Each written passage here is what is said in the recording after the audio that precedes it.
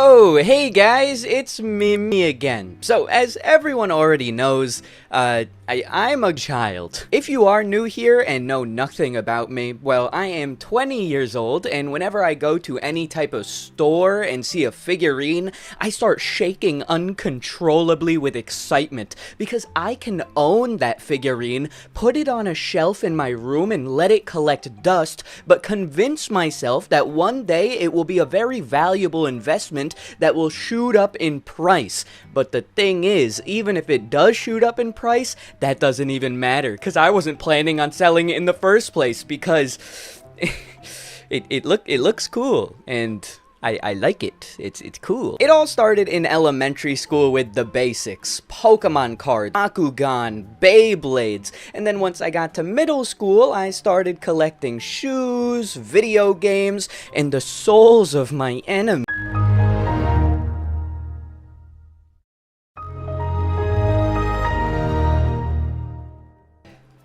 Most of you should know what Toys R Us is, since YouTube claims that my audience consists of people from the ages of 8 years old, and a majority of people in that age range have had some experience with Toys R Us. But if somehow you are lying to YouTube about your age, I hate to break it to you, but you're going to Toys R Us. Tell your parents that you're a little felon, huh? You're a little thug. However, if you are a child and have no clue what I am talking about right now, Toys R Us was a chain of toy stores that took over the world for almost 60 years. Children from multiple generations have gone to this store, and it provided to millions around the world. But happiness, this chain of stores is no longer with us.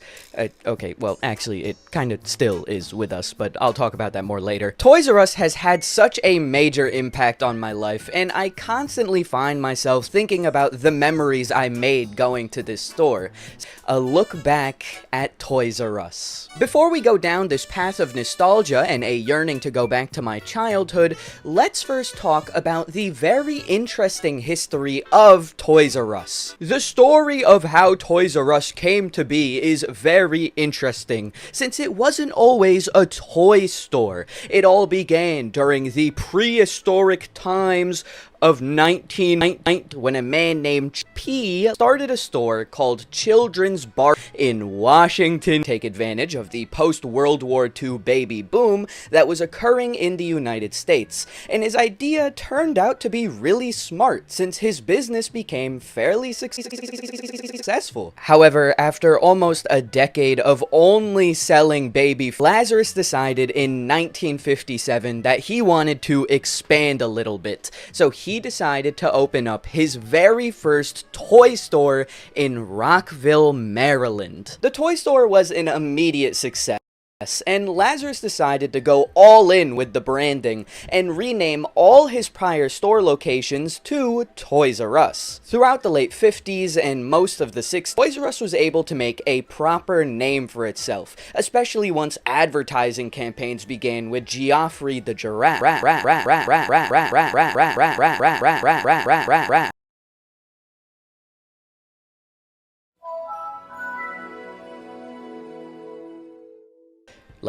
Like a crime, or I'm a good person. If I'm being honest, I genuinely can't even remember the first time I ever went to it. I've been going to this place before I could even put together any thoughts in my head. Like, genuinely, I was being strolled around this place when my head was still deformed, because I was a baby. From memories going to my local Walmart. But you also have to put everything into perspective. These toy aisles were small and gray, and not much to go writing home about, while Toys R Us was all well put together, so I guess you can say that size matters. Speaking of size, we cannot talk about Toys R Us memories without talking about my favorite Toys R Us location of all time.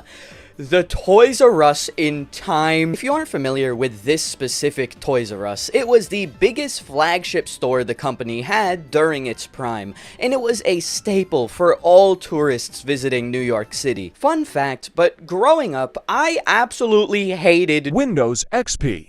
Crowded, loud, smelly, stinky, and I was always in a tiny little apartment doing nothing. But occasionally, my family would make the trip over to Times Square and take me to the Toys R Us. Seeing that giant Toys R Us sign wrap around the store always sent shun on a digital storefront. You can go on Twitter, TikTok, or Instagram to see the newest hit digital codes you can find on a website. One of the most popular and well-known in-person events that we've lost over time are the special Pokemon distribution events, specifically the ones that were occurring during Gen. It's an exclusive concept to Toys R Us, since other retailers would also distribute special Pokemon, but Toys R Us always had some of the best campaigns in marketing. For example, one of the events that I'm constantly thinking about is the Arceus event that occurred in November of 2009. Basically, all you had to do was go to a Toys R Us store,